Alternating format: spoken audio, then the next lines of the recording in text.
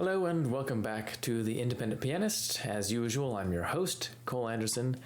Today's video will be my last video focusing on Mozart for a little while. We're finishing up a three-part series on Mozart's later standalone works for the piano. I link to the other two videos in the description if you're curious about them as well.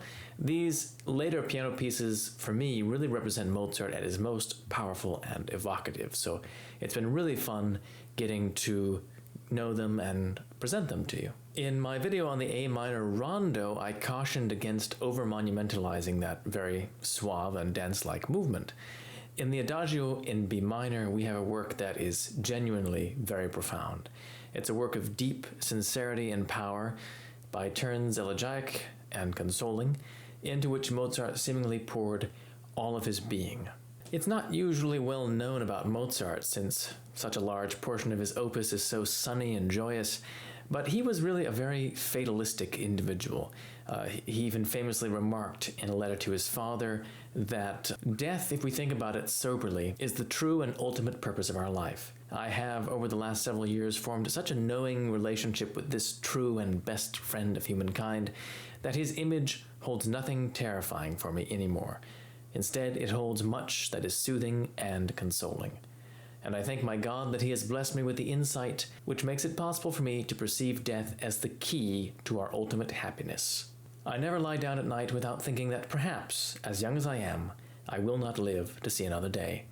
And yet no one who knows me can say that I am morose or dejected in company, and for this blessing I thank my Creator every day and sincerely wish the same blessing for all my fellow human beings. So these are powerful words from a man who has been historically portrayed as something of a buffoon.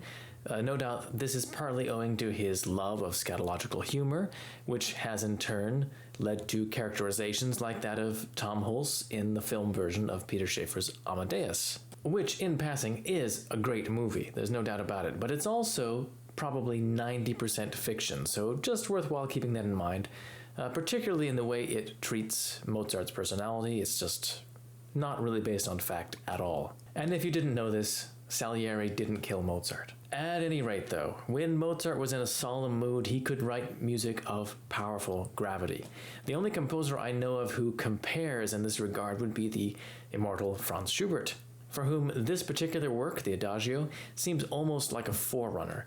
Although I don't know of any evidence that Schubert knew this work, he likely did though, since he worshipped Mozart as a composer and modeled his earlier works on him above all others. This movement is a fully fledged sonata form movement, and it has great breadth as well.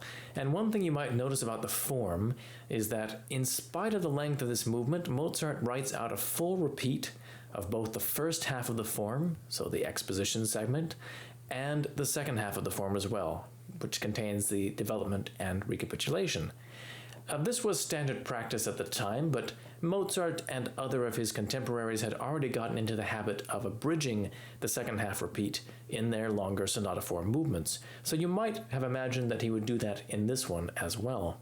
And if you have heard this piece at all before, you might have noticed that many artists omit the second half repeat. In fact, it became common practice to omit longer repeats in the 19th century as forms became longer and less symmetrical, and there was generally a reaction against exact repetition at any case.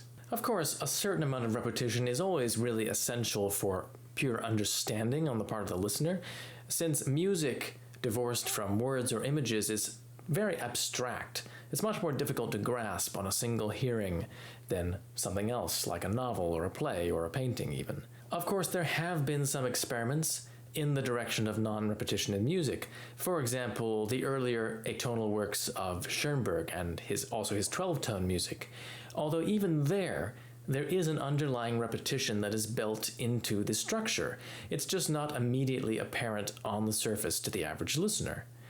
Popular music composers, of course, take this to the opposite extreme with so much surface repetition that you oftentimes have the tune memorized after one hearing. At any rate, despite the accepted wisdom nowadays that repeats were always optional in music from the 17th and 18th centuries, there's actually very scant evidence from the time period for this belief.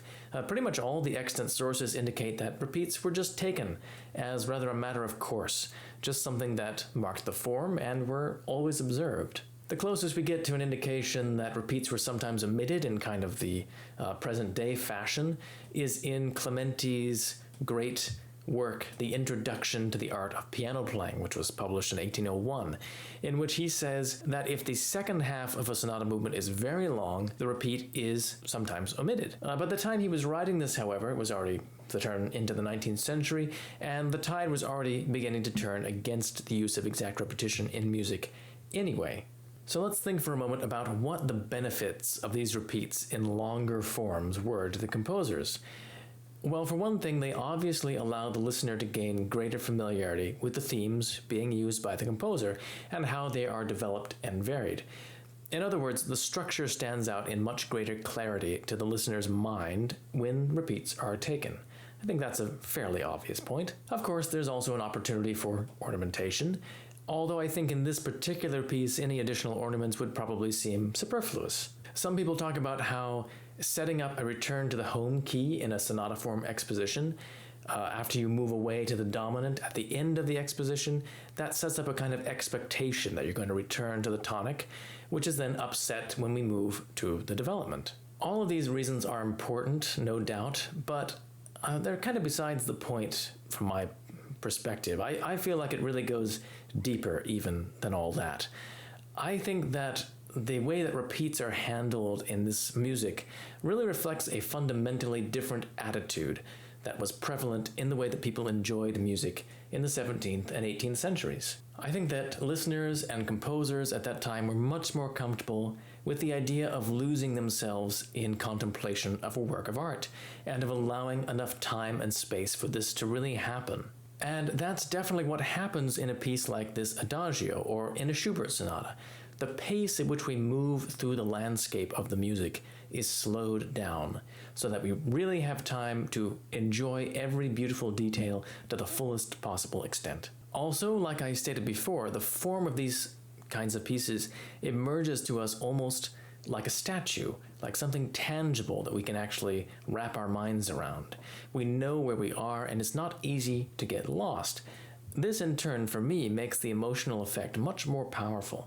There's also every indication, just from studying the works themselves, that the question of pleasing balance in the matter of repetition was very high on the agenda for composers. So we can see this in how carefully people like Mozart, Haydn, Schubert, Beethoven, all the way up to Brahms, in fact, and other of the Romantic composers, judged whether or not to include these repeats. They obviously put careful consideration into it. So it's not to say that I couldn't enjoy a performance of this piece where the performer omitted the second repeat. Not at all, of course, that would be perfectly fine. It's a small part of the experience, but for me the work does lose a little something when it isn't allowed to expand to its full length. Now, of course, I could imagine coming across a piece where I felt that a repeat was misjudged, and the composer would have been better served to have omitted it. And in that case, I probably would be very tempted to leave it out. I have to say, I've never actually come across a piece like this yet in all my study of music. For me, I start out practicing with the repeats, and it always feels like something is missing if I don't actually play them all. So anyway, enough talk. Let's move on to a complete performance of the work. Please do consider supporting the channel as well if you enjoy this content, either through patreon.com at www.patreon.com/independentpianist, or you can make individual donations through my PayPal link, which is in the description box below. I'm totally serious that any donation, even a pledge of $1 a month, would materially help me to keep bringing you this content. That already would help me so much. So please do consider doing that, but if you're not able to do that, then just comment if you have any thoughts on the repertoire or the issues that I raised here, and please also hit the like button and the subscribe button. That also helps me a lot.